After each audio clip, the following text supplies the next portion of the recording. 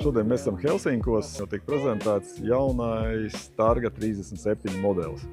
Nu ko, iesim iekšā, skatīsimies, kas ar šiem lielajām durvīm atrodas. Es to ienākot uzreiz redzu, kad ir 37. Targai ir parādījusies virtuve šī labajā pusē.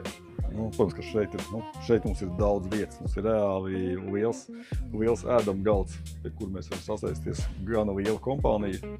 Bet ja mēs negribam ēst, mēs šo te galdu varam pārvest guļvietā. Tāda iespēja mums ir. Varam šo te izmantot nakšņošanai. Nu, reāls divvietīgs divāns. Šeit mums ir, tiešām, es teiktu tā, ka daudz vēl gribētu arī mājās šādu virtuvi skaista, eleganta, visādiem. Visnādienas pat dēvīti ir, kur nolikt. Jā, lai plašs. Gana liels leduskapis. Priekšlaivas. Tā. Jaunajai laivai trūkst cepeškrāsnes, nezinu, ka tā ir aizķērusies, bet nav.